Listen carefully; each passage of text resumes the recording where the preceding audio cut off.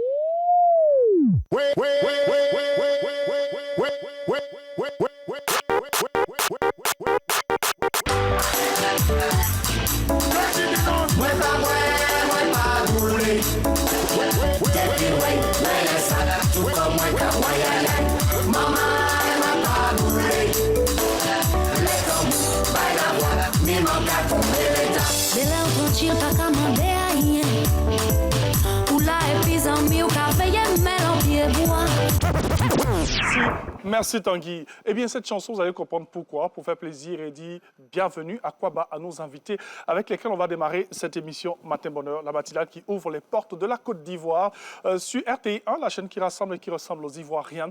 Et oui, aujourd'hui, on va parler SILA, Salon international du livre d'Abidjan, avec bien sûr nos invités qui nous font l'amabilité de visiter la Côte d'Ivoire, tout simplement. On parlera de littérature, on parlera bien sûr d'innovation aussi, parce que vous allez avoir une belle petite innovation dans ces échanges qu'on va avoir. Dans la seconde partie, on parlera sport avec un autre invité qui fait partie de ces grands noms du football de chez nous en Côte d'Ivoire. Et aussi, on vous permettra d'avoir des échos citoyens pour être de bons citoyens. Et sans oublier qu'on parlera santé avec, bien sûr, cette manière pour Dr Dembélé de nous mettre sur le droit chemin. Bonjour à tous et bienvenue. Vous êtes bien sûr dans Matin Bonheur. On est très heureux d'être avec vous. Et j'ai dit, on parlera SILA pour la première partie de cette émission. Tanguy? Allez, on se pose. Jingle.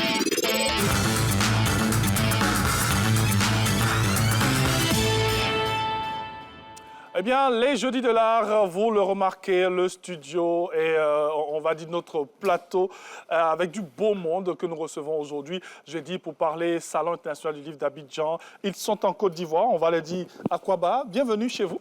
Hein? Je crois qu'il y a certains invités dont ça fait plusieurs fois ils connaissent bien. Ils connaissent Garba, ils connaissent Aloko, Atike. J'ai le plaisir d'avoir ma très chère Cynthia Gokoul, voilà, avec nous ce matin. Dominique Aron. Voilà. Ils sont tous auteurs, hein, mais chacun dans une belle ligne qu'il a décidé. Bien sûr, nous avons le plaisir d'avoir Monsieur Georges Cox, j'espère que je prononce bien.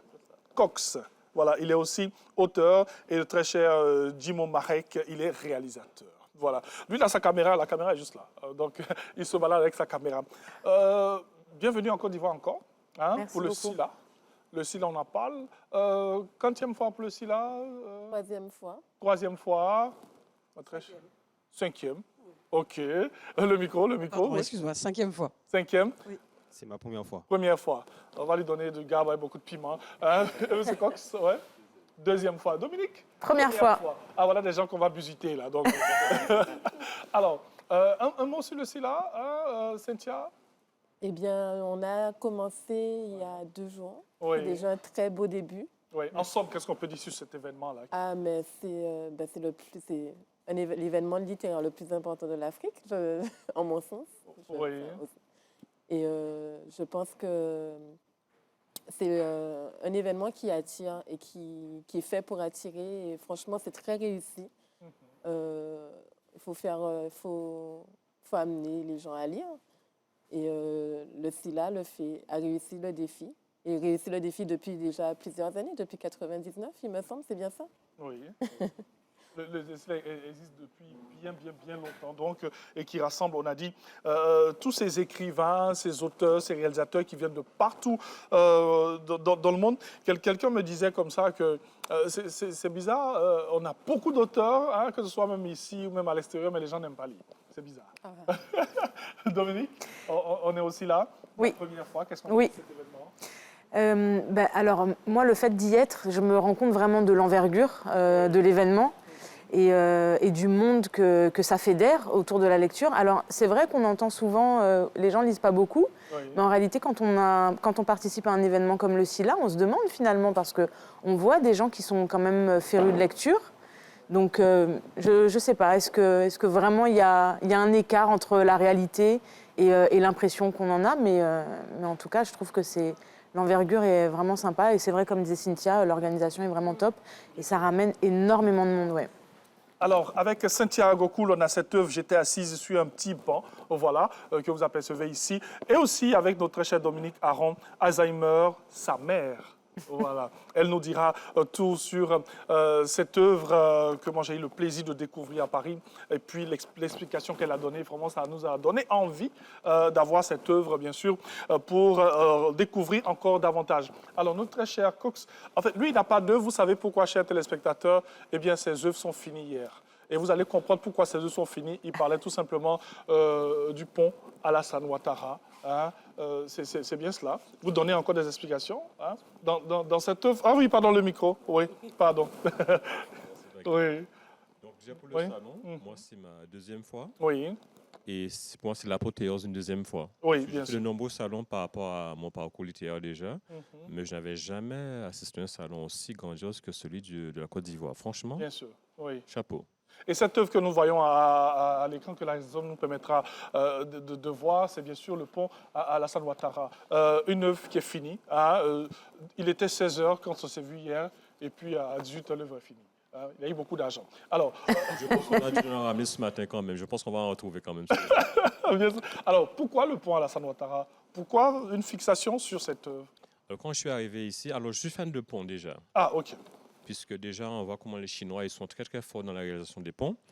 Et quand j'ai vu ce pont-là, ça m'a tout de suite attiré. Oui. Et ça m'a toujours trotté dans l'esprit, je ne sais pas pourquoi, mais il fallait que je fasse quelque chose par rapport à ce pont. Oui. Et est né l'œuvre Alassane Ouattara, le pont Alassane Ouattara. Oui. Et c'est une œuvre que j'encourage tous les Ivoiriens à découvrir parce qu'en fait, ils vont avoir une surprise, mais pas possible. Mais phénoménale. Oui. Oui.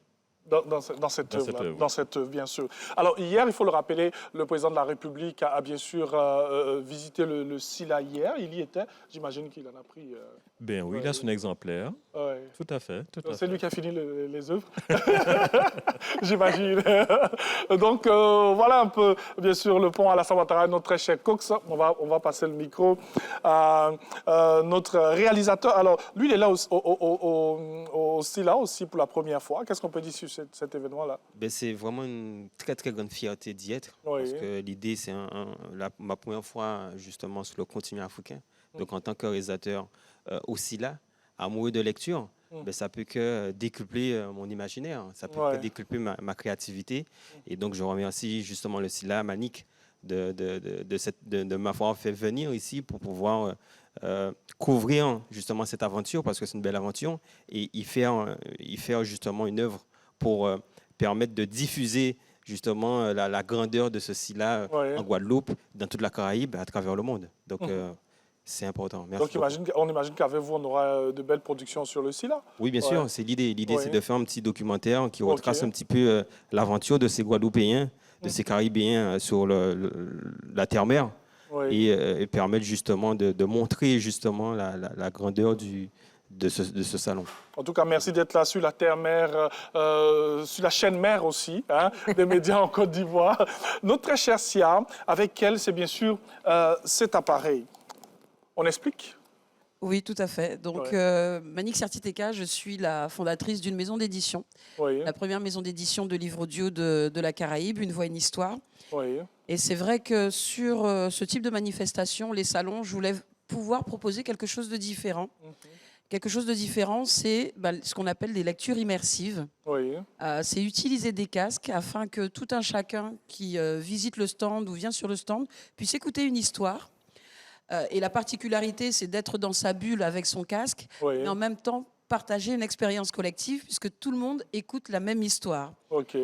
Et c'était vraiment se dire que...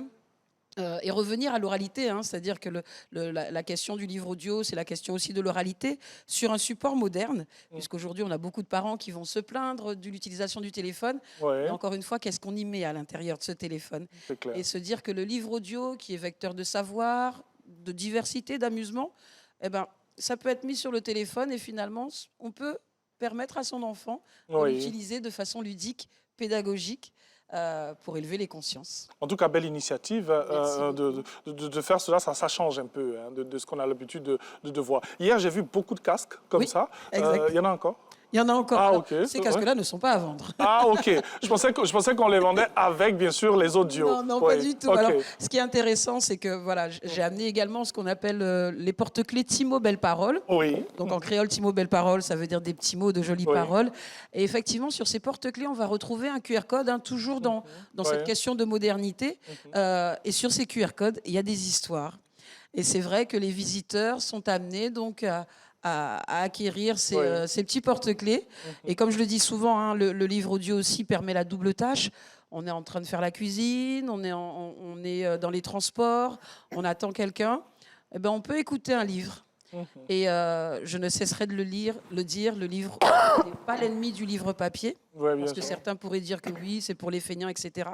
Et souvent, quand on me dit que le livre audio, c'est pour les feignants, je réponds, mais ceux qui ne peuvent pas, ceux qui sont en situation de handicap, on fait quoi? Bien sûr. Est-ce qu'il faut les exclure? Ou alors aujourd'hui, nous devons être dans une société véritablement d'inclusion et avoir ce type d'objet qui permet justement de se connecter avec des collaborateurs guadeloupéens, puisque c'est Very Important Personalization, qui est une boîte guadeloupéenne qui a conçu ce porte-clés et qui a permis qu'effectivement, aujourd'hui, sur la Côte d'Ivoire, puisqu'on le lançait sur le SILA de l'année dernière, c'est la deuxième année où on est présent sur le SILA avec ce porte-clés. Bien sûr. Alors, j'imagine que beaucoup de personnes ont été impressionnées par cela. Il y a eu des expériences là-bas sur place? Sur place aussi là? Oui, bien sûr. Qu'est-ce que les gens ont dit comme ça à la sortie de cette expérience? C'est-à-dire que j'ai très très peu de recul et d'ailleurs ma voix je la perds pratiquement puisque voilà, les enfants se succèdent sur les stands mais à une vitesse folle. Ah, j'imagine que c'était pas facile. On crée un embouteillage énorme sur le stand. On leur demande de faire un petit tour, de revenir et les retours sont positifs parce qu'effectivement, quand les parents aussi viennent et qu'ils écoutent, ils se disent mais c'est vrai.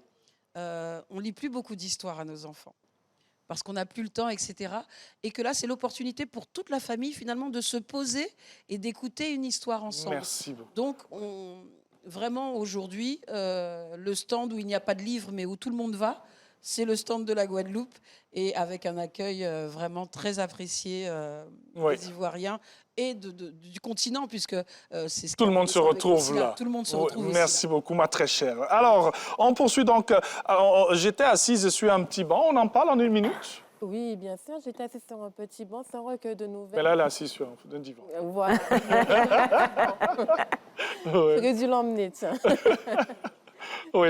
C'est un recueil de nouvelles inspiré de mes souvenirs d'enfance en Guadeloupe. Oui. C'est un voyage, c'est un plongeon vers nos traditions, nos contes, nos légendes, nos expressions créoles, à travers les yeux d'une petite fille d'à peu près 6-7 ans, qui raconte un peu, assise sur son banc, en face de la boutique de sa tati, le quotidien des passants. Mais c'est vraiment de la découverte de la Guadeloupe. Oui. C'est pas... c'est du quotidien, on entre vraiment au cœur de la vie guadeloupéenne. C'est pas ce qu'on nous montre à la télé, c'est pas ce qu'on montre aux touristes. C'est vraiment comment nous plonger dans la vie. On plonge dans le quotidien d'un enfant. De l'enfant. Alors, il faut le dire, prix littéraire Fête Cannes, bien sûr, mémoire du pays du Sud, mémoire de l'humanité, Maryse Condé, lauréate 2022, jeunesse, bien sûr, cette œuvre de notre très chère Cynthia Gokul. Alors, Alzheimer sa mère, avec Dominique Aron. Oui. En une minute, pourquoi ce thème? Pourquoi ce thème? Parce que c'est ce que j'ai vécu. Ma mère a été atteinte de la maladie d'Alzheimer. Et donc, de fait, j'ai été son aidante parce que je l'ai accompagnée dans ce parcours-là. Et j'ai écrit comme... C'était mon exutoire, en fait, je dis souvent, pour me sauver la vie.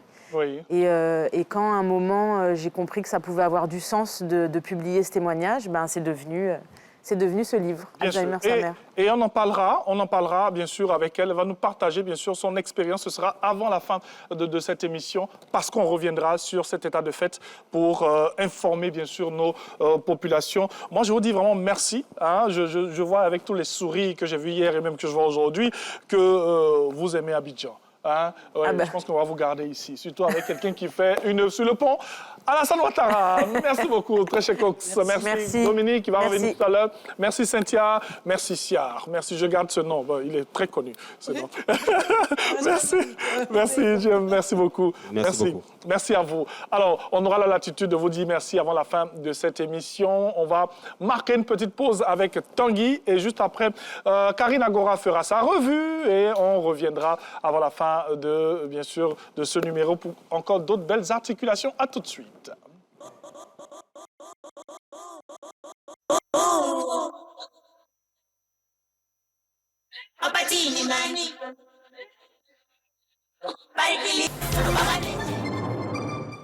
Séries, films, émissions, replay. Toute la richesse de la RTI, quand vous voulez, où vous voulez. Avec RTI Play, vivez toutes les histoires qui nous rassemblent.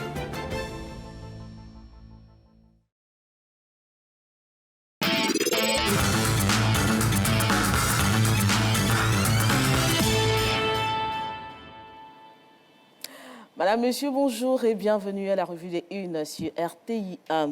Une unité de surveillance, de contrôle et de sécurisation du secteur des jeux de hasard en Côte d'Ivoire a été créée par l'État en appui à l'action de l'autorité de régulation des jeux de hasard. Annonce faite par le porte-parole du gouvernement Amadou Koulibaly au terme du Conseil des ministres tenu hier mercredi 29 avril 2026 au palais présidentiel à Abidjan, en plateau.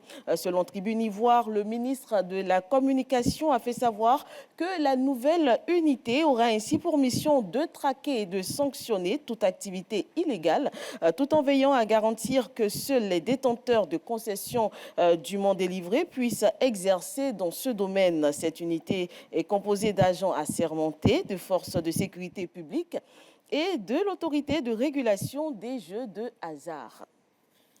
Le président Alassane Ouattara a procédé hier mercredi à l'ouverture officielle du SILA, le Salon international du livre d'Abidjan, qui vise à promouvoir l'édition, la lecture et la littérature africaine, servant de pont entre les professionnels et le grand public. Fraternité Matin nous révèle que la ministre de la Culture et de la Francophonie, Françoise Remarque, lors de son allocution, a salué l'ensemble des acteurs du secteur du livre pour leur engagement à la construction d'une grande Côte d'Ivoire, avant de rendre un hommage à l'ambassadeur de Côte d'Ivoire en France et auteur à l'honneur de cette édition, Maurice Bandama, distingué par le Grand Prix national de littérature Bernard Dadier.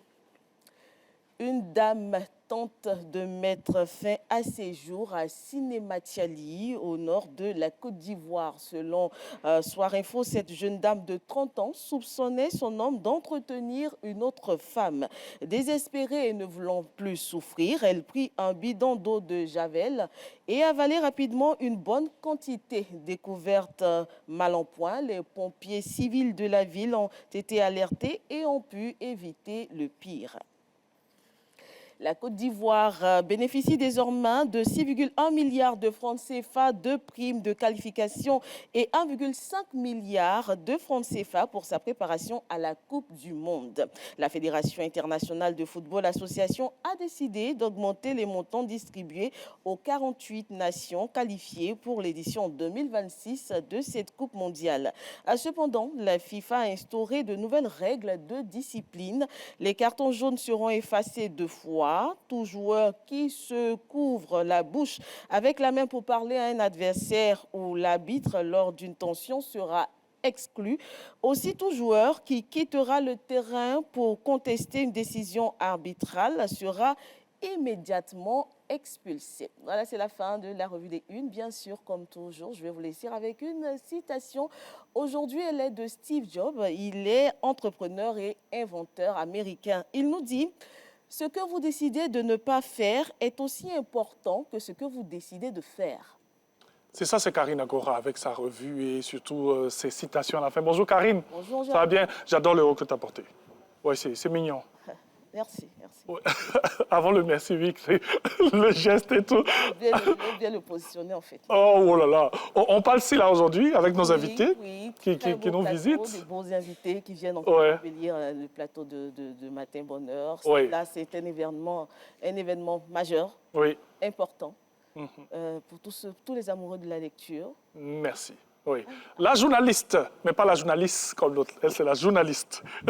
Merci, Karine. Ma très chère, merci beaucoup. Nos invités sont encore là. Ils vont rester avec nous. On va marquer une pause avec le flash d'information en compagnie de Martha Kissi. Et on va se retrouver dans une bonne quinzaine de minutes pour parler encore littérature avec, bien sûr, tous nos invités qui sont là. C'est le spécial SILA dans la première partie de cette émission. À tout de suite.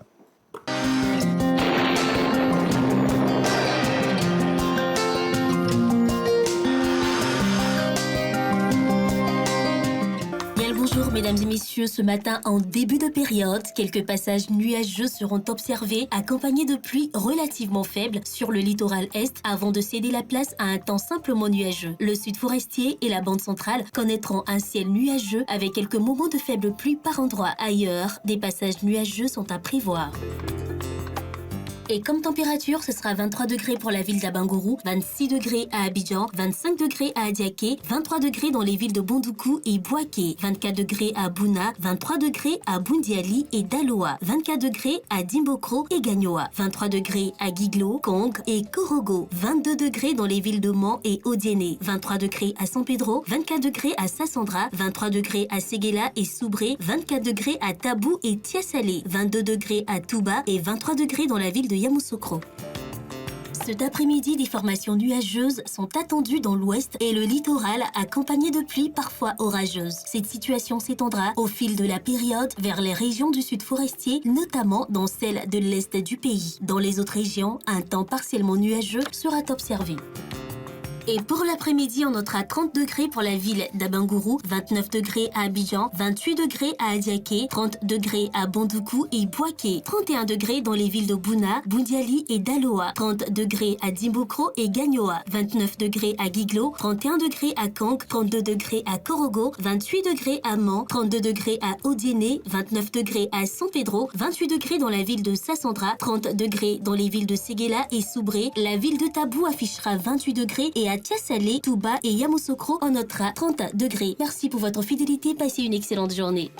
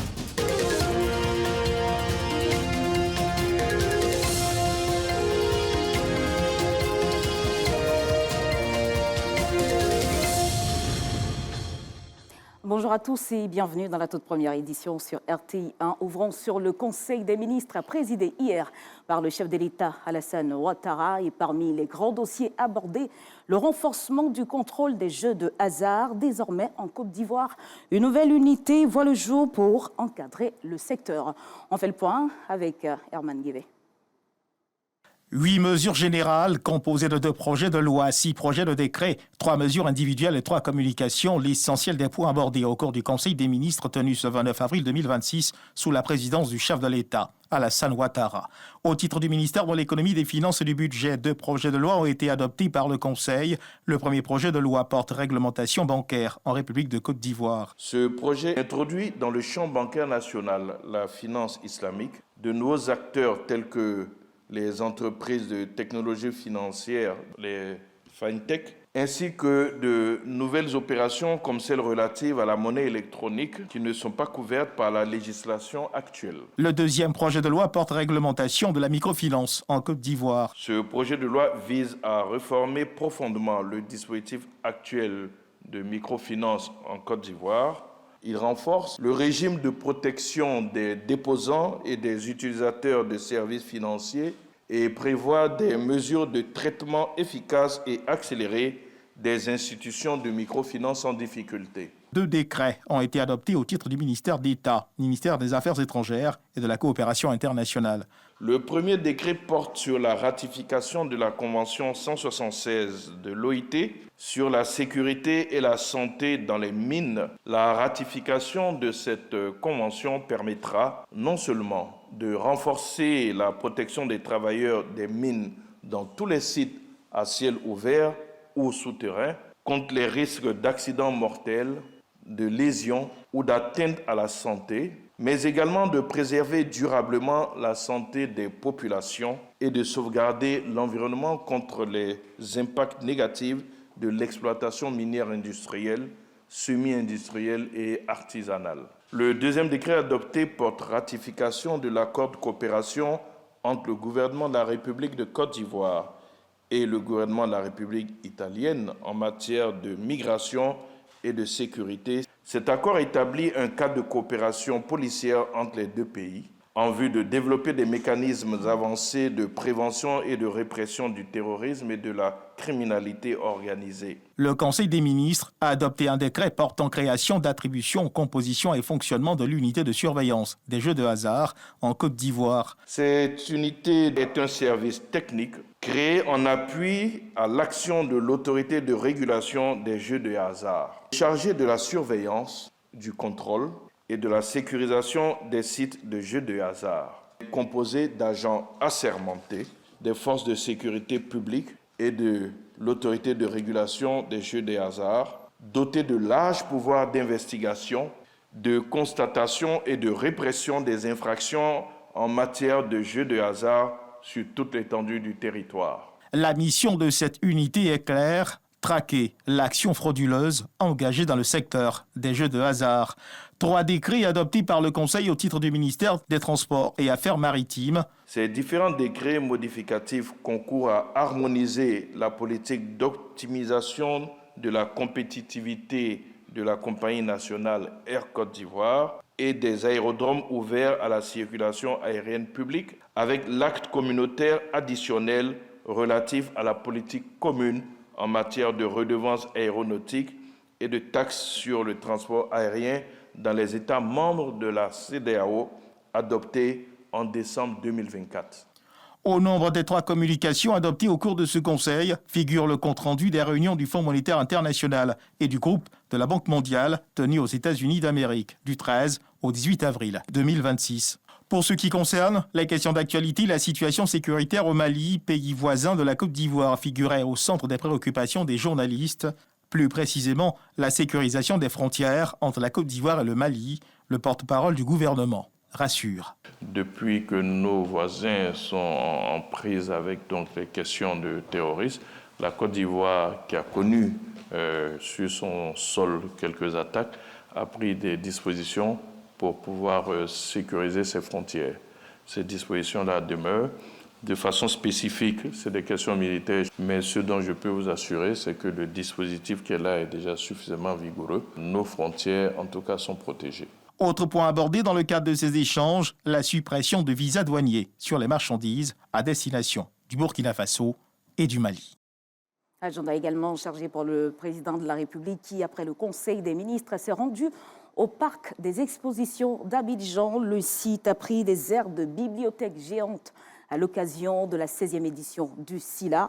Lire, c'est bâtir, un message fort d'Alassane Ouattara au milieu des amoureux du livre. Le récit d'Alexis Ouedraogo. La Côte d'Ivoire croit en la force des idées. Elle aime le livre. Ce mercredi, le Salon international du livre d'Abidjan a attiré au parc des expositions le président de la République de Côte d'Ivoire, Alassane Ouattara. Et parce qu'un enfant qui lit est un adulte qui pense, petite séance de lecture avec les tout petits.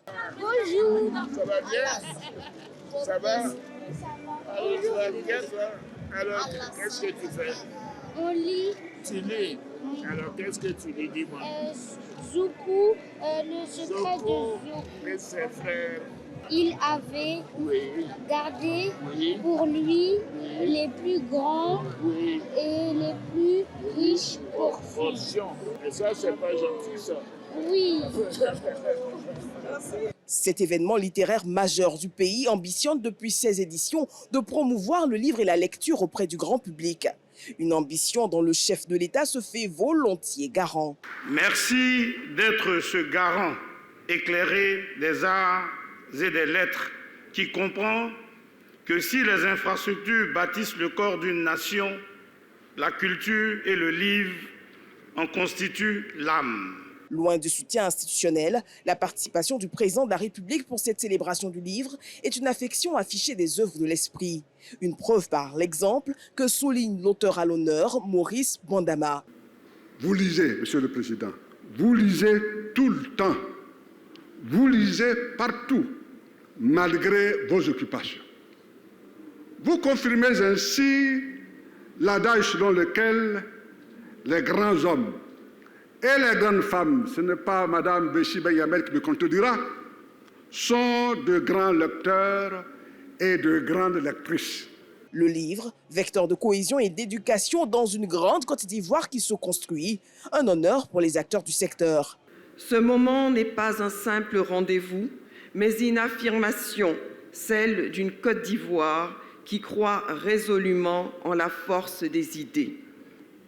Le thème « Lire pour bâtir » est un appel à l'action. Il s'agit de bâtir l'esprit avant de bâtir la cité, de forger des citoyens éclairés pour une nation résiliente. Le monde littéraire n'a pas manqué de dire son soutien au Liban, pays à l'honneur de cette édition, qui dépose ses valises à Bouaké. Et voilà, lire pour bâtir, mais aussi coopérer pour sécuriser. Justement, en marge de l'exercice militaire international, Flintlock, le ministre de la Défense, Téné Birahima Ouattara, a reçu Richard Michaels, envoyé spécial américain, et au menu des échanges, la lutte contre le terrorisme et la piraterie maritime.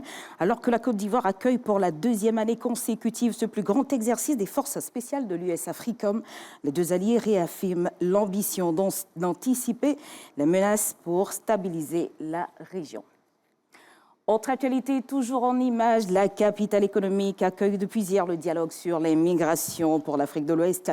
Sous l'impulsion de la CEDEAO, les chefs de l'immigration de la sous-région sont réunis à Cocody. Les échanges portent sur la transformation des frontières en véritable passerelle économique. En renforçant la coordination sécuritaire et la libre circulation, les États membres entendent renforcer les échanges de biens et de personnes, piliers de la prospérité régionale. Et puis, vous le savez, demain, 1er mai, c'est la fête du travail. Et à cette occasion, voyons à présent l'envers du décor du monde professionnel. Si le travail est un facteur de dignité, il peut parfois basculer dans le drame. À Bobo PK18, le destin de Kader en vigile a basculé sous les roues d'un train. Mais derrière son amputation et le sentiment d'abandon se cache une force incroyable. Découvrons-le dans ce récit signé Victorine Yaoyoboué. À Bobo PK18, le quartier est traversé par la voie ferrée. C'est comme un petit défilé, les personnes circulant sur le passage à niveau pour rejoindre les deux rives. Parmi ces silhouettes, Kader, à jamais marqué dans sa chair par le train et les rails. Kader n'est pas un cheminot, c'est un vigile qui verra sa vie basculer un jour de l'année 2014 dans un environnement similaire à Dimbokro. On convoie le train de Côte d'Ivoire jusqu'au Burkina. Arrivé à Dimokro, on fait pause. Et de loin, il y a vu deux individus qui avaient cisaille en main, qui sont montés sur le wagon qu'ils surveillaient. Je courais derrière eux. Un de leurs m'a poussé et puis le train qui venait en même temps, ça passait sur le pied. Mais pour Kader, le plus douloureux n'a pas été le choc du train. Ce fut le silence de son employeur. Un silence aux multiples conséquences sur son avenir. Je me suis rendu dans mon entreprise. Je demandais Est-ce que je suis vraiment déclaré? Ils m'ont fait croire que j'étais déclaré. Aucun pas. Je n'étais pas déclaré à la CNPS. À l'inspection du travail, j'ai gagné le procès. On est parti encore à la cour d'appel. Là aussi, j'ai gagné. Jusqu'en 2022, on dit toujours, le dossier est toujours en cours de cassation. En plus de l'amputation, l'abandon. Une double peine qui entraîne Kader aux portes de la dépression. Si Kader avait été déclaré par son employeur, il aurait bénéficié d'une prise en charge prévue par le législateur en matière de sécurité sociale. Les soins de réadaptation et de réhabilitation fonctionnelle sont inscrits dans le Code de prévention sociale, qui est une loi fondamentale de la Côte d'Ivoire qui dit que les travailleurs salariés du privé ont droit à la réparation de leurs lésions causées par les accidents de travail et maladies professionnelles. Ils sont plusieurs, les travailleurs à travers le monde et ici en Côte d'Ivoire, à vivre ces dures réalités des accidents du travail. Au lieu de pleurer sur leur sort, les victimes se sont organisées en association pour défendre leurs droits. Un autre axe de leur action, la prévention des accidents sur les lieux de travail et des maladies professionnelles. Comme ici, dans cette entreprise, à la zone industrielle de Koumassi. Les employés sont saisis par les témoignages de ces ambassadeurs de la sécurité au travail qui n'ont pas été épargnés. À tout moment, tout peut arriver. L'accident ne prévient pas. Tout ce qu'on vous demande, c'est de suivre à la lettre les consignes de sécurité. Ne dites pas que tu es dans la société, il y a 50 ans, il y a 20 ans, il y a 30 ans que tu maîtrises tout. Ne soyez pas comme nous. Le directeur général de l'entreprise explique qu'un accident de travail ne coûte pas seulement qu'aux travailleurs, mais à l'employeur également. Lorsque vous formez quelqu'un, pendant des années, ça devient votre meilleur élément et qu'il devient inapte à cause d'un accident de travail, vous voyez, c'est tout un investissement qui est perdu.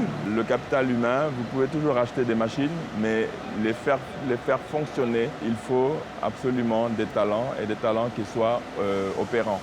Le temps que ces bonnes pratiques s'imposent au monde du travail, la Fédération ivoirienne des victimes des accidents du travail et des maladies professionnelles conseille les employés. 42 000 cas d'accidents qui se produisent chaque seconde à travers le monde. Et au niveau de notre pays, la Côte d'Ivoire, dans les données de la CNPS, 6 000 cas de déclaration d'accidents, statistique 2025. C'est des vies qui basculent, c'est des familles qui se disloquent. Au niveau de la Côte d'Ivoire, la loi a beaucoup évolué au niveau de la prévention santé et sécurité au travail. Le nouveau code de prévention sociale qui inclut le retrait quand tu vois un danger en face de toi quand tu travailles. Donc tu peux te retirer, on ne peut pas te licencier pour ça. Ce vendredi 1er mai, le monde célébrera la fête du travail avec ses acquis sociaux et ses revendications salariales. Pour les victimes des accidents du travail et des maladies professionnelles, la fête n'a de sens que si l'intégrité physique et morale de chaque travailleur est protégée. Car le travail est censé anoblir l'homme, pas le briser. Et voilà le combat de Kader pour que plus personne ne vive ce type de drame et d'injustice.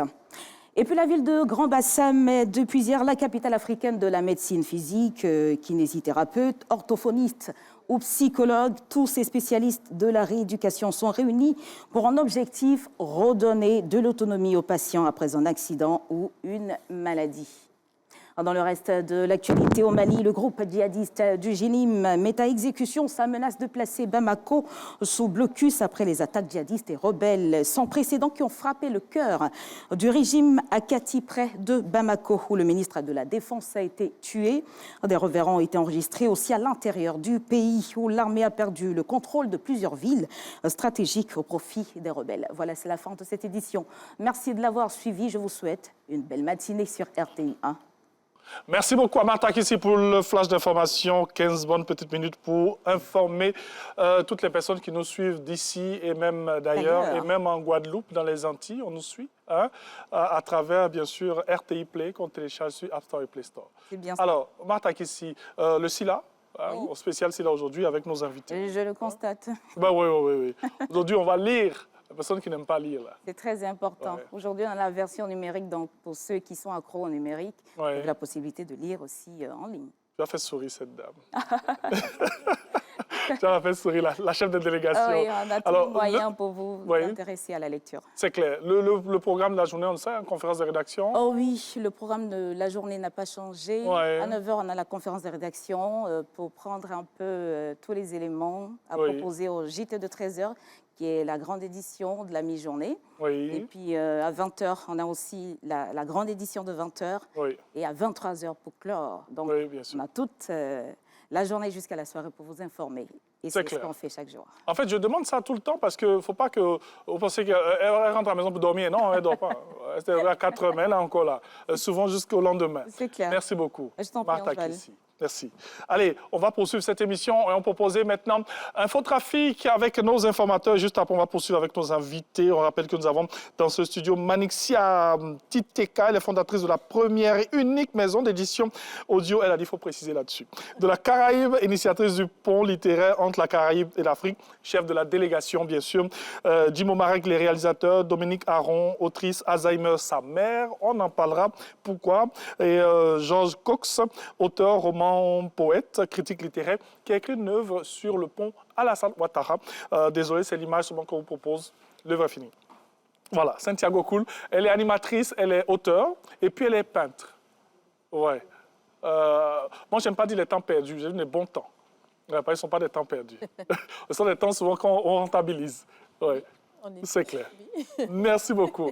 Allez, Infotrafic, on revient dans quelques instants.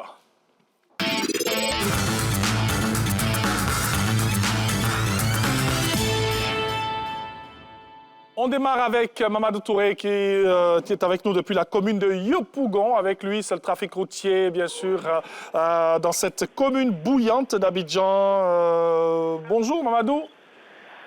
Ah oui, Thierry Angeval, bonjour. La situation ce matin est beaucoup moins reluisante par rapport à hier où il y avait une situation généralement fluide, une circulation généralement fluide sur presque toutes les artères fréquentées de Yopougon. À cette heure précise, à cet endroit qu'on appelle le canal, difficile pour les automobilistes de repartir rapidement. Les chauffeurs de Baka se lamentent et voient déjà leur recette s'échapper sur l'axe magasin Saint-André. Le constat là-bas n'est pas reluisant puisque d'autres usagers préfèrent marcher pour espérer un meilleur dénouement. Un peu de vent, pas d'accident ni d'accrochage. L'espoir de tous ici repose sur l'autoroute du Nord. Ils prient pour ne pas qu'il y ait donc de gros bouchons là-bas. Mais la situation de ce ralentissement pourrait s'expliquer par le fait que c'est la fin du mois et beaucoup de personnes ont dépoussiéré ce matin leur voiture pour pourquoi pas ne pas en tout cas faire quelques courses avec cette semaine, le temps de les ramener au garage. Thierry Angeval. Merci beaucoup, très cher Mamadou Touré. Donc, Yopougon, vous l'aurez compris, le trafic est un peu fluide. Donc, voilà notre très chère Manixia. Elle part à Yopougon tout à l'heure, non? Ça, tout à fait. Nous avons rendez-vous avec l'Institut des aveugles de Yopougon, justement. Bien sûr, on en parlera tout à l'heure. Ne vous inquiétez pas, c'était pour juste savoir comment vous allez partir à Yopougon. Allons-y avec notre très cher Aboubakar Diomandé. Lui est du côté de Bégerville. Avec lui, c'est le trafic routier de ce côté-là. Bonjour. Bonjour Thierry, bonjour chers téléspectateurs. On vous écoute.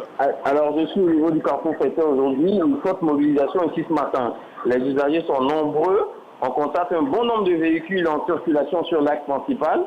Le trafic ce matin reste un tout petit peu nuancé. Les riverains sont très vite sortis. Pour certains, il est question d'aller à l'école et pour d'autres, ils s'en passent vers le boulot. Les vendeurs ambulants sont également présents. Nous les voyons proposer leur service aux automobilistes. Le carrefour est entièrement pris d'assaut. Nous constatons un petit ralentissement des véhicules sur le boulevard Dominique Ouattara. Les taxis intercommunaux font déjà la navette pour permettre à ceux qui sortent de la zone de vaquer à leur occupation. Et ceux qui viennent de la cité Marina peuvent passer par l'avenue Poissy-Lambert. Mais la sortie de l'axe reste difficile. Même constat du côté du pôle scientifique. Toutefois, cette mobilisation de véhicules entraîne un ralentissement de la circulation avec des temps d'arrêt surtout à cette intersection. De ce côté, vous avez la possibilité de passer par Abata pour rejoindre Riviera ou Faya. Thierry, ce qui est un peu alarmant ce matin, c'est le fait que certains conducteurs essaient d'aborder les extrémités des axes pour se créer un passage qui pourrait, en cas de malheur, causer des accidents. Il faut éviter cela et faire preuve de vigilance. Et il n'y a pas que les automobilistes, hein, la même vigilance doit être mise pour les piétons. Il faut être prudent lorsque vous marchez ou traversez, car il y va de notre propre sécurité. Merci beaucoup, notre très cher Aboubakar Diomandine. Allez, on va donc poursuivre pour Info Trafic, voilà, avec un autre informateur pour la suite. Et juste après, on pourra être avec nos invités et parler littérature. Donc, allez, sinon pour l'instant, je vais continuer avec mes invités. On parle encore littérature, je l'ai dit. Tout à l'heure, je vais présenter des œuvres qui font partie aussi de cette belle liste de toutes ces œuvres que vous avez là-bas aussi là. On revient à vous, très cher Cox. Le livre, on va lui passer le micro, voilà.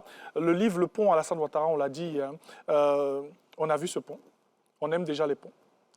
Et qu'est-ce qu'on a un peu dans cette œuvre? On n'a pas tout dit, hein, pour permettre aux gens d'aller quand même à acheter. Qu'est-ce qu'on a à l'intérieur en parlant de ce pont?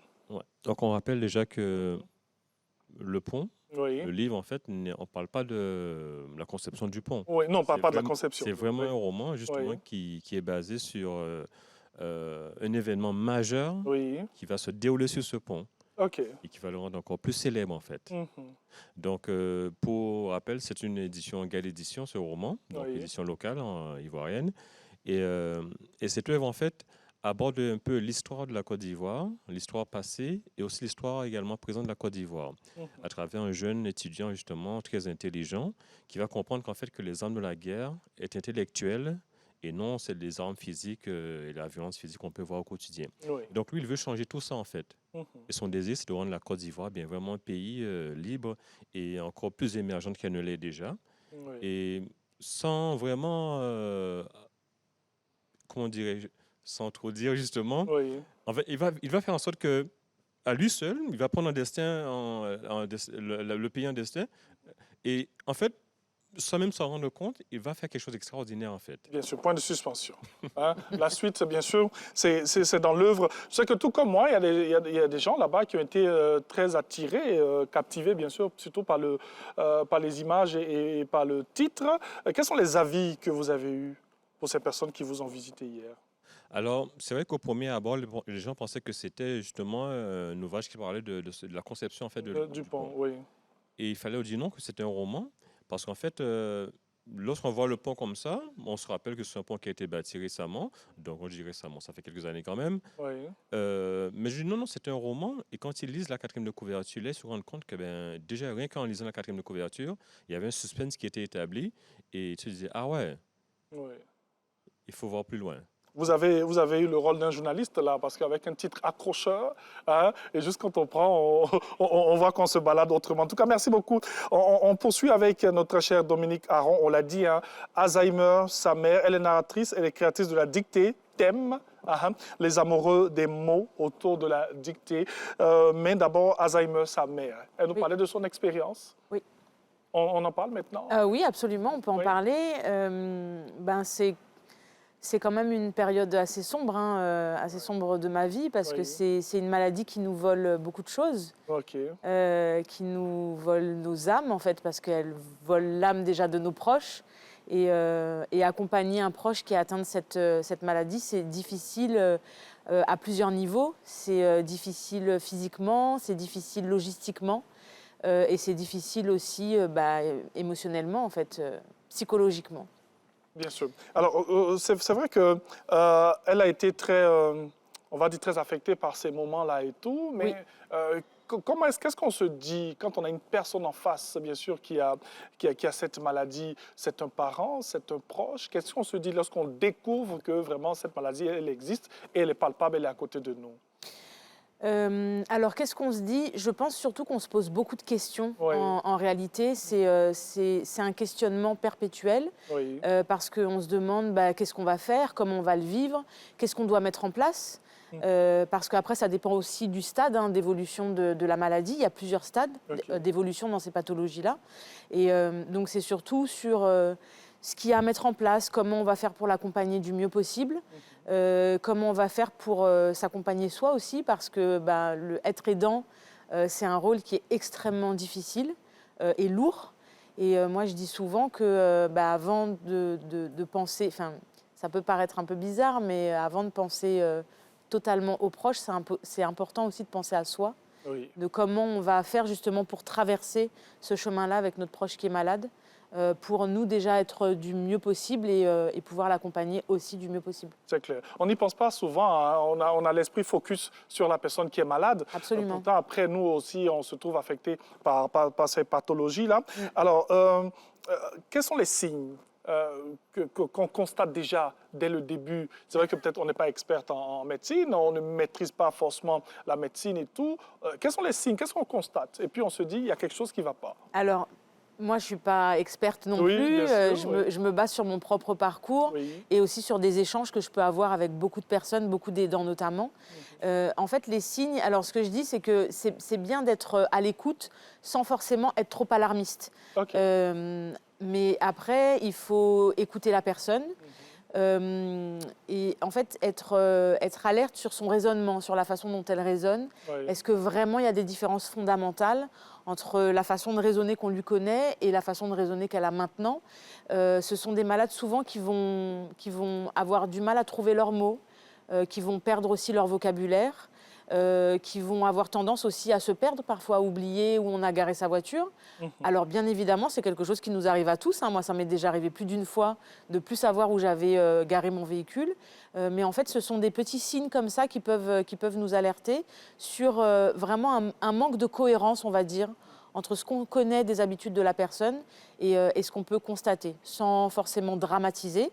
Et moi, j'invite aussi beaucoup à consulter, parce que je dis qu'il vaut mieux consulter et que finalement il n'y ait rien plutôt que l'inverse, qu'on tarde vraiment à consulter, parce que même si c'est une maladie aujourd'hui qui n'a pas de traitement, on peut quand même mettre des choses en place pour la ralentir au maximum et faire en sorte qu'elle se stabilise quand même s'il n'y a pas de garantie, mais c'est bien quand même de mettre les choses en place en amont.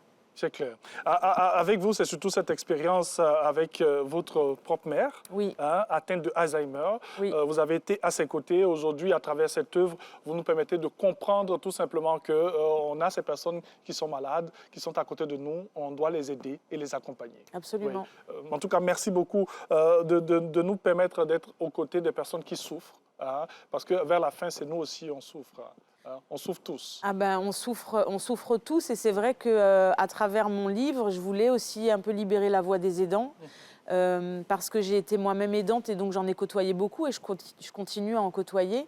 Et j'ai constaté qu'on s'interdit beaucoup de choses, on s'interdit beaucoup de verbaliser, verbaliser ce qu'on ressent.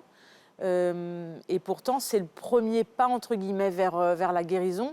C'est déjà de faire le constat, en fait. Ça ne nous empêche pas d'être forts, ça ne nous empêche pas de faire des choses.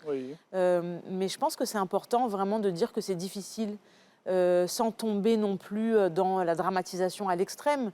Mais c'est difficile, c'est vraiment difficile à plusieurs niveaux.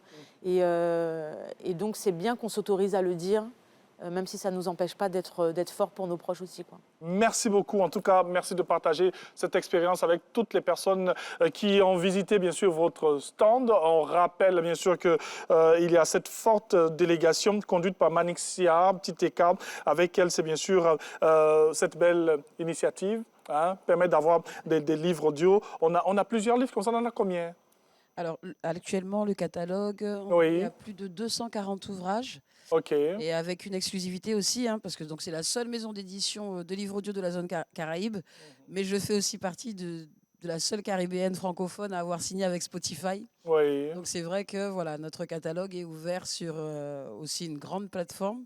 Et c'est un catalogue où on retrouve tout. Un catalogue où on retrouve tout. Il y a vraiment tous les genres. C'est-à-dire que l'objectif, c'était vraiment de montrer que nous, auteurs caribéens, on n'écrit pas que sur l'identité noire. Parce que souvent, on est resté sur des auteurs tels que Aimé Césaire, Marie Scondé, Frantz Fanon, qui ont parlé de l'identité noire, de la négritude. Et j'avais envie vraiment que le regard aujourd'hui qui se porte sur notre littérature, c'est de se dire que, on a des souvenirs d'enfance, on a des expériences personnelles, on a de la fiction, on a de la poésie. C'est de l'écriture noire, certes, mais pas uniquement centrée sur notre identité. On sait faire du polar, on sait faire de la jeunesse, on sait faire de l'autobiographie, on sait faire de la poésie. Et c'était vraiment important de renvoyer ce signal-là. En tout cas, merci beaucoup à vous, très cher Siar, Titeka, Cynthia Gokoul, merci beaucoup. Avec elle, c'est bien sûr, j'étais assis sur un petit banc. Elle nous a dit qu'est-ce qu'elle faisait sur le petit banc, même si elle n'a pas apporté. Prix littéraire Maryse Condé, lauréat 2022. Merci. Merci en tout cas pour cette amabilité. On rappelle qu'elle est animatrice aussi. À mon Paris FM du côté de la France, bien sûr, avec notre très cher aîné Soum Duval. Merci beaucoup, très cher Dominique Aron. Et puis l'homme du pont, qui ne parle pas du pont, qui parle d'une histoire qui a un rapport avec le pont. Notre très cher réalisateur, voilà. Un documentaire de combien de minutes? Alors, on ne sait pas encore. On ne sait pas encore. Il faut nous faire un 52. Maintenant, si on est trop inspiré, on fait un 90 minutes. En tout cas, merci beaucoup. Merci de participer aussi là. Et puis, on espère vous revoir. Dans tous les cas, nous, on se revoit. Oui. Ouais, on se revoit là-bas. Allez, n'oubliez pas, bien sûr, qu'aussi là, vous pouvez retrouver ces œuvres de Marie-Laure Goran, Le combat d'une héroïne. On a aussi, bien sûr, Houphouët-Boigny, La face méconnue, avec des anecdotes sur le premier président de la Côte d'Ivoire. Et je salue, bien sûr, Loufian Moukwami, voilà, Prendre part, mon histoire face aux enjeux des quartiers populaires. Lisez, c'est important. Ça vous rend plus intelligent, ça vous permet de découvrir beaucoup de mots. Dans quelques instants, on aura Renaud qui va nous permettre d'être de bons citoyens avec de bons échos. Et juste après, on va terminer avec notre invité Sport Matin qui est avec nous. Merci beaucoup.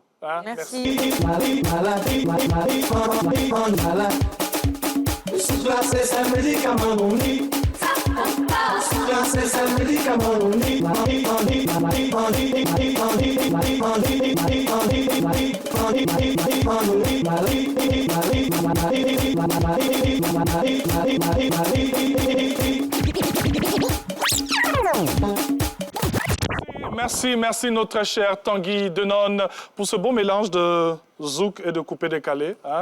Ça, il faut être Tanguy pour faire ça. Allez, la suite avec Renaud. En sa compagnie, c'est Éco-Citoyen. Aujourd'hui, dans quel sujet il va nous plonger?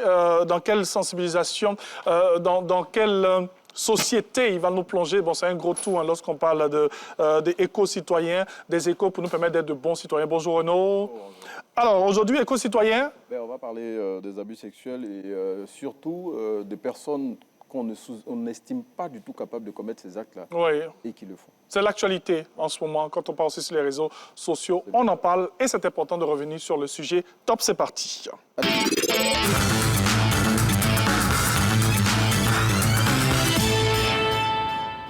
Et je le disais donc, bonjour déjà aux téléspectateurs. Donc ces personnes-là, elles sont enseignantes, leaders religieux, encadreurs, membres de la famille ou figures respectées de la communauté, des personnes qui, a priori, sont au-dessus de tout soupçon. Et pourtant, derrière cette façade de respectabilité, eh bien, ces personnes se rendent souvent coupables d'abus sexuels sur des proches, des mineurs et voilà, des choses qui ne sont pas bien. Et donc aujourd'hui, Éco-Citoyen s'intéresse à cette situation pour tenter d'abord de la comprendre, de prévenir cette situation et surtout comment mieux protéger les victimes. Et on va le faire comme on a l'habitude, à travers des situations que nous allons proposer à nos téléspectateurs. Et donc la première situation, c'est celle souvent de l'enseignant admiré.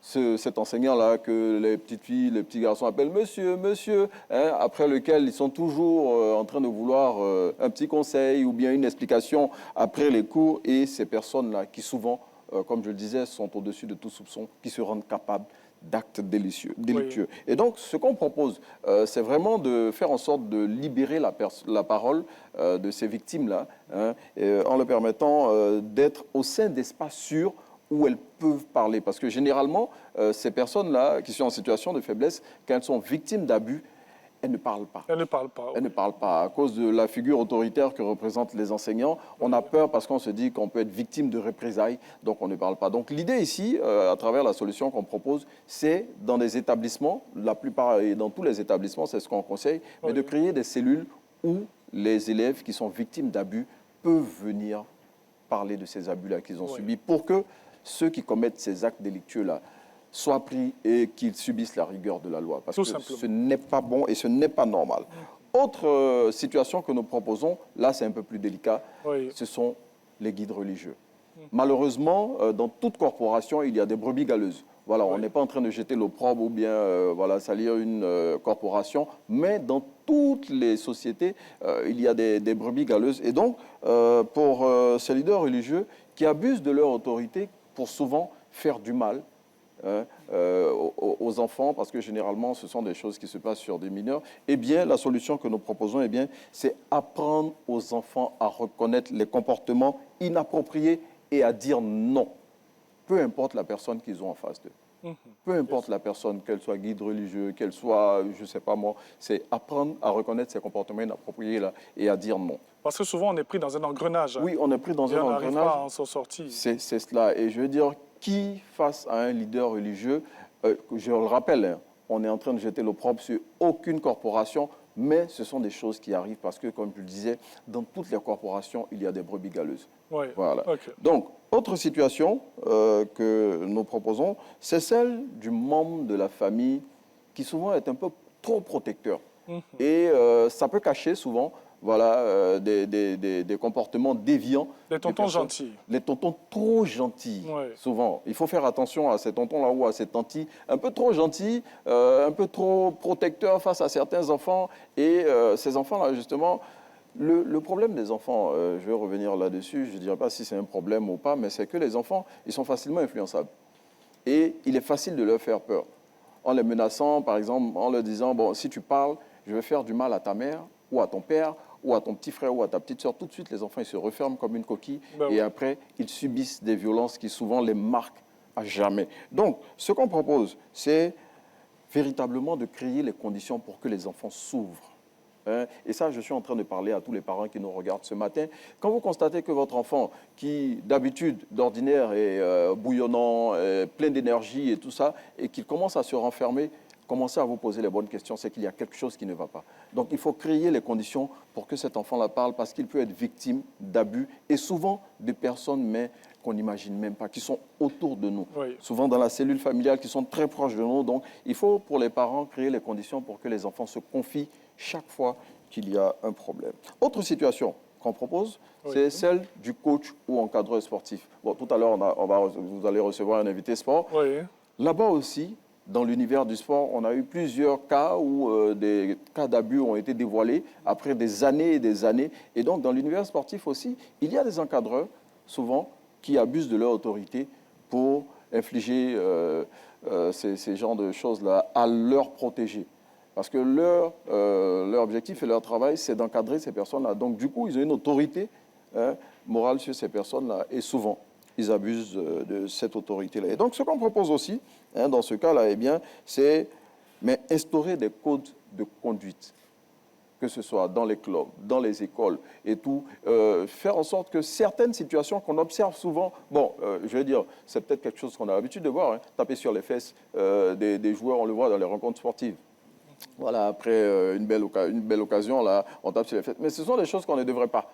Voilà, parce que ça crée un peu trop de proximité et souvent s'installent des habitudes qui peuvent conduire à des actes d'abus. Bon, c'est un exemple que j'ai cité. Oui. On a parlé de code de conduite. Il y en a déjà qui existent dans des clubs, dans des corporations, dont c'est les respecter aussi, c'est cela. Lorsque cela existe. Voilà, c'est cela. Et donc, dernière situation qu'on propose, c'est celle du bienfaiteur ou tuteur. Bon, là, on est passé à une autre situation, celle du supérieur hiérarchique, qui, de par son autorité, mais justement, profite de cette autorité-là aussi pour souvent demander un droit de cuissage à ses collaborateurs ou collaboratrices. Et donc, ce qu'on propose, vous voyez cette image, mais c'est de renforcer les liens entre les collaborateurs pour que, entre eux, ils se soutiennent pour éviter que ce genre de situation-là ne se produise. S'il y a une personne qui est en situation de faiblesse face à un supérieur hiérarchique et qui soupçonne celui-ci, parce que souvent, on le voit venir.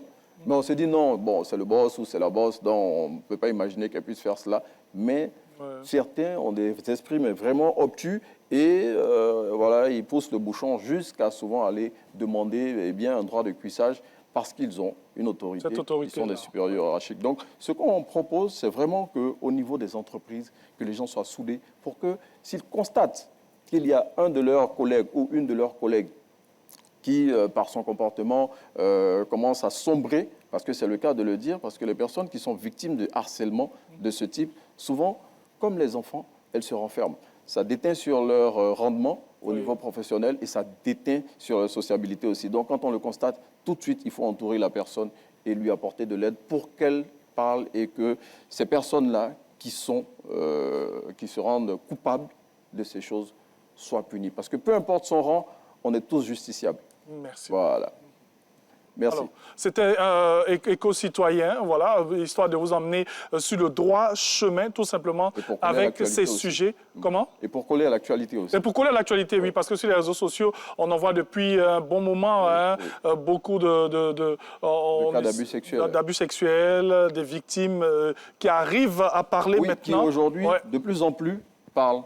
Mais justement, il faut créer les conditions, comme je disais tantôt, pour que les victimes ne se taisent plus. Voilà, il faut que la peur change de camp pour que ces personnes-là, ces personnes très souvent narcissiques et violentes, qui commettent ces actes-là, eh bien qu'elles soient dénoncées.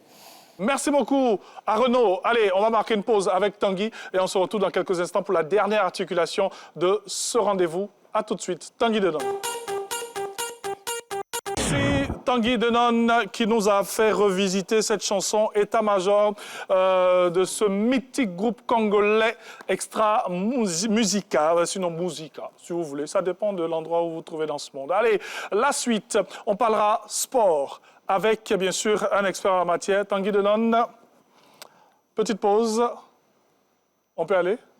OK, merci beaucoup.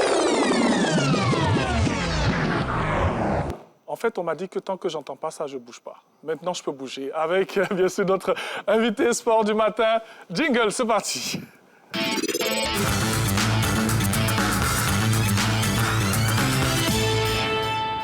Eh bien, il a été l'un des meilleurs buteurs du championnat de Côte d'Ivoire. Avec lui, c'est le Stella et peut-être d'autres clubs. Il nous dira tout sur, bien sûr, sa belle carrière footballistique. Notre très cher aîné, Boué, qui va donc venir chez lui à la maison. Il connaît déjà la maison. Hein? À la maison. Ouais. Donc, on n'a pas besoin de se perdre. On va se mettre au milieu, voilà. On va juste enlever le micro et puis se mettre au milieu. Voilà, juste au milieu là. Voilà.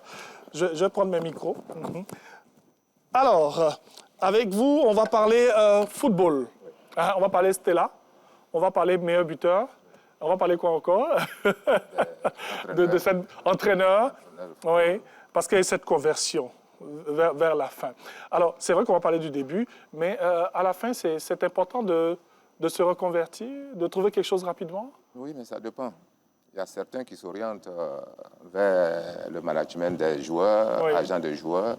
Il y en a qui ont la vocation de transmettre ce qu'ils ont reçu. Oui. Voilà, ils vont du côté de la formation de l'entraîneur. OK. Alors, on a commencé avec le Stella ou on a commencé avec quel club? Tous les débuts, c'était à Oumé, à Soumé. J'étais au lycée catholique d'Oumé. Et de là, M. Makan, le père de Fadel Keïta, Kader Keïta, est venu me chercher à Oumé pour le Sporting Club de Gagnoa. Voilà, où j'ai participé au championnat de première division. Et ensuite, dans la même année, je suis allé en équipe nationale qui était guidée en ce moment par Jean Tokpa à l'époque. OK. Voilà. Et de là-bas, je suis venu au Stella et toute ma carrière, c'est au Stella. Alors, la carrière professionnelle, on va dire qu'elle commence véritablement au Stella. Oui. Elle s'étale sur toute cette belle période-là. Comment ça se passe avec le Stella quand on sait qu'à l'époque, le Stella, c'était vraiment l'un de ces clubs, on va dire, qui avait pignon sur rue chez nous en Côte d'Ivoire? Bien, actuellement, ça ne va pas très fort chez nous, au Stella. Écoutez, les époques ont changé. Avant, nous avons une école de formation, un centre de formation qui donnait la ligne directrice de conduite aux enfants qui étaient dans le Stella. Et c'est ceux-là qui montaient en première division pour jouer. Bon, actuellement, avec l'avènement financier, on va chercher des joueurs un peu partout, mais qui n'ont pas la mentalité fondamentale de l'équipe. C'est vrai que ça revient toujours quand on parle de finances, parce qu'avant, on ne va pas dire que ceux d'aujourd'hui ne jouent pas avec le cœur, mais avant, c'était un peu plus parce qu'on n'avait pas beaucoup d'argent. Non, il n'y avait pas beaucoup d'argent. On était tout le temps sur le terrain. Nous étions étudiants au lycée classique, donc on va jouer. Quand on parle d'argent, nos grands frères disent « Allez, prenez une bouteille de Fanta et puis rentrez au lycée ». Oui. Voilà. Bon, c'était ça la récompense, ça, voilà. Juste un soda et puis c'est tout. Oui, et puis quand on joue et que l'adversaire te brutalise, il dit à son adversaire, t'as vu, on a tapé mon petit, il rentre. Donc ça nous encourageait à nous surpasser. Ça se passait très bien à l'époque. Bien sûr. Voilà. Alors, c'est vrai, vous faites partie de ces aînés, on l'a dit. Hein. Comment on vit cette CAN 92? On la vit un peu de loin. Les émotions, première CAN remportée par la Côte d'Ivoire. Cette CAN a une histoire. Oui. Elle est à Aboulaye Traoré, Nyaba Maniang, la plupart d'entre eux. Oui. Nous avons commencé la formation à Odjene. Avec Yo Martial, moi, Yo Martial et Jean Tokba. Donc de là-bas, moi j'ai continué au tournoi chez Oushagari au Nigeria avec le groupe. On a terminé 3e derrière le Nigeria et le Ghana. Et je suis allé avec le même groupe au tournoi de Vieux-Condé en France. Oui. La première année, on perd en finale contre l'Angleterre. La deuxième année, 8 matchs, 8 victoires, on remporte le trophée. Et c'est ce groupe qui continue avec Yo Martial à Toulon, au tournoi Espoir de Toulon. Donc, vous voyez... Les étapes. Voilà, les étapes. Et c'est ce groupe-là qui est monté. Guamené Alain, machin, à Vieux-Condé, j'avais déjà Aboulaye Traoré, Didier Otokouré, Guamené Alain, et j'en passe. Bien sûr. Voilà, donc c'est ce groupe qui finalement, renforcé de quelques éléments, a constitué ceux qui ont remporté les héros de 92. Bien sûr. Ouais. La première CAN de la Côte d'Ivoire, conduite par l'entraîneur Yeo Martial. Voilà. Alors, oui. Oui, et c'est pour vous dire que rien n'est fait au hasard. Oui, oui. La deuxième CAN remportée, c'est l'Académie de la Cercle, par Guillou, qui a constitué, qui a constitué le noyau, renforcé par certains éléments. Et nous tous, nous étions à Malabo. Oui. Voilà, pour pouvoir remporter cette deuxième CAN. Alors, quelques anecdotes comme ça, quelque chose qui ont marqué l'esprit de toute cette belle période, et avec le Stella, et aussi avec cette belle équipe de Yeo Martial. Écoutez, je vais parler de mon époque. Oui, bien sûr. Voilà, on avait l'éliminatoire de la Coupe d'Afrique, Lagos 80. Nous sommes allés au Soudan. Oui. On devait aller au Soudan. Et puis, la manière dont les choses partaient, on était juste parti pour un forfait. Et le président de la République, à l'époque, son Excellence Houphouët-Boigny, a dit à Fologo, mais on dit quoi, vous voulez signer un forfait? Il dit non, on n'a pas d'avion. Il nous a donné le Grumman présidentiel. 14 places. Donc, c'était juste 14 11 joueurs de champ titulaires, un seul remplaçant, un membre de l'encadrement médical et puis l'entraîneur. C'est ce groupe-là qui est... Une équipe réduite. Voilà. Ce groupe-là qui est allé au Soudan, on a allé jouer et revenir. Donc nous sommes partis avec le survêtement et notre paire de mags. Arrivé, les Soudanais disent non, que les arbitres ne sont pas venus. Il faut rester jusqu'au lundi. Alors il faut voir. On a le seul slip, il faut le laver. C'était pas donc vraiment, c'était une acrobatie, mais on a été bien aidé quand même par les membres de l'ambassade. Et finalement, on a joué le match en nocturne le lundi. Oui, et qui l'a remporté? Le Soudan a gagné 2-0, puisqu'on ne connaissait pas leur terrain. Et ils ont un système de vent. Quand ils bottent la balle, nous, on s'arrête, on pense que le ballon va sortir, et il revient, et ils sont là où le ballon va tomber, et ils reprennent, ils nous marquent 2 buts. Et notre capitaine Kobina Kouma, il prend la balle et tout de suite on fait une réunion sur le terrain. Oui. Oui, mais là, à l'époque, on se parlait. Bien sûr. Voilà. Et on a dit, mais écoutez, si on ne fait pas attention, on va prendre beaucoup de buts, puis ça va compromettre notre qualification. Djibril Cissé, Tiefoneye, consorts, ont commencé à mettre les tacles au niveau du cou des Soudanais. Là. Oui. Donc le jeu s'est focalisé au milieu du terrain. Alors c'est comme ça, on a perdu 2-0 et au match retour, on les a battus 4-0 à Abidjan. Ah, ok, voilà. Bien sûr, on a doublé la mise. Et il y a des anecdotes comme ça, de beaux moments passés comme ça dans le milieu du football. Est-ce qu'aujourd'hui, on a des contacts avec certaines personnes, bon, pour ceux qui sont encore en vie, hein, est-ce qu'on a des contacts avec... Oui, bien sûr, on se retrouve. Certains amis. Nous avons... une association. Association des anciens footballeurs, on dit de Yopougon, mais ça englobe tout le monde, la fille. Oui. Voilà, le dimanche matin, on fait nos petit match à JC Jackson à Yopougon. J'allais même demander, est-ce qu'aujourd'hui, malgré l'âge et tout, et les occupations, on arrive à toucher au football, au ballon, pardon? Non, mais c'est un virus, tu ne peux pas t'en passer. On joue toujours. Donc, à Yopougon, on joue. Très tôt, la fédération a bien voulu mettre à notre disposition un espace les dimanches, tous les dimanches. Et on se retrouve, on joue, on passe sous la bâche à Palabre et après on termine à la 3e mi-temps. Vous savez ce qui se passe à la 3e mi-temps? Oui, bien sûr, bien sûr. Donc tous les dimanches, on se retrouve... Mais c'est une bonne 3e mi-temps. Une bonne 3e mi-temps, oui. Pour récupérer et puis sceller encore tous ces liens-là. Oui. Alors, je crois qu'on a même notre président qui était au SILAS aussi parce qu'il a fait... des livres qui rapportent les événements des anciens footballeurs depuis les années 60 jusqu'à maintenant. Vous pouvez aller dans son stand tout simplement parce qu'il y a tout aussi là. On parle vraiment de tous les sujets. On a tous les angles, bien sûr, dans ce magnifique Salon international du livre d'Abidjan. Alors, nous sommes toujours avec vous. Il nous reste quelques minutes avant de terminer cette émission. On parle football, on parle de votre expérience et tout. Comment vous avez vécu les 2 autres CAN de la Côte d'Ivoire de 2015 et de 2023? En 2015, j'étais en Guinée équatoriale. La fédération d'alors nous a permis d'aller. On était auprès de nos enfants. Voilà. Une autre anecdote. Serait Dieu qui est mon neveu. Un jour, le président Sidi Pé à son âme nous permet d'assister aux entraînements. Il me voit, allez tonton. J'ai dit, les Ivoiriens ne sont pas contents. Hein. Il dit, J'ai dit, oui, à cause de vous, beaucoup sont morts au Safo. Il a vous rappelé, il dit, oui. Et ils vous font confiance. Ils savent où vous passez là pour aller voir vos copines là. Oui, vous attendrez dans les angles morts. Que ici, là, si vous ne foutez rien, vous allez les rendre compte à Abidjan.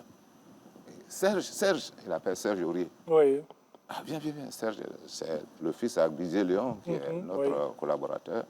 Donc, il raconte la même chose à Serge. Il dit, non, tonton a gagné. Donc, voilà. Cette partie-là, ils ont gagné le Cameroun, on a enchaîné sur l'Algérie et la demi-finale c'était contre la RDC qu'on a battu et même gagné encore au tir au but comme en 92. Bien sûr. On les a battus. Bon, la dernière en Côte d'Ivoire, on était spectateurs. Vraiment, on était dans les tribunes, on allait... On a tous vécu cette ambiance-là merveilleuse, une canne splendide, mais on n'a pas eu l'occasion d'approcher quand même nos garçons. Voilà. Mais Dieu merci quand même. C'était une très belle équipe. Une très belle équipe, une bonne mentalité, bon encadrement, bon boulot de la Fédération ivoirienne de football.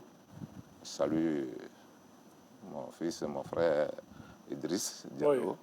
Voilà, nos familles étaient côte à côte.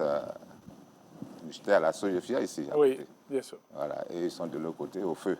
Voilà, donc nous nous connaissons très bien. Donc vraiment, on a en tout cas, merci. Bon moment, Merci. Il y a beaucoup de choses à dire. Oui, beaucoup de choses à dire lorsqu'on est avec un footballeur qui a vécu toutes ces étapes.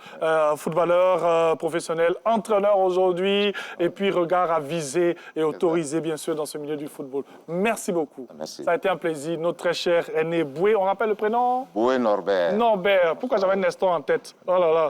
Mais bon, les gens de l'Ouest, là, ils aiment Nestor, Norbert. On va venir là pour terminer l'émission. On va appeler Santiago Cool et Dominique Aron. On va terminer cette émission ensemble et dire merci. Venez. On vient ici, mon micro qui est en train de me lâcher. Voilà, je le récupère. Alors, merci d'avoir suivi Matin Bonheur. On rappelle que le SILA se poursuit. Hier, vous avez eu la cérémonie, venez mesdames, la cérémonie d'ouverture avec la présence du chef de l'État. On n'oublie pas que nous avons eu notre très cher Santiago Cool avec cette œuvre. Azaïm, sa mère, pour parler de l'expérience de Dominique Aron. Merci, notre très cher aîné. Et puis, on fait un coucou à Sia Titeka, qui est la chef de délégation, voilà, avec le livre numérique, ici, tout simplement. Merci d'avoir suivi Matin Bonheur. On se retrouve, bien sûr, demain. On sera avec le Gabon. Oui, ce sera spécial Gabon. Le Gabon qui est le pays invité d'honneur pour cette 18e édition du FEMIA, 7h28. On vous dit merci. Tanguy Denon, merci. Musique, c'est parti. Et que Dieu vous garde. Au revoir. Amen. Tanguy.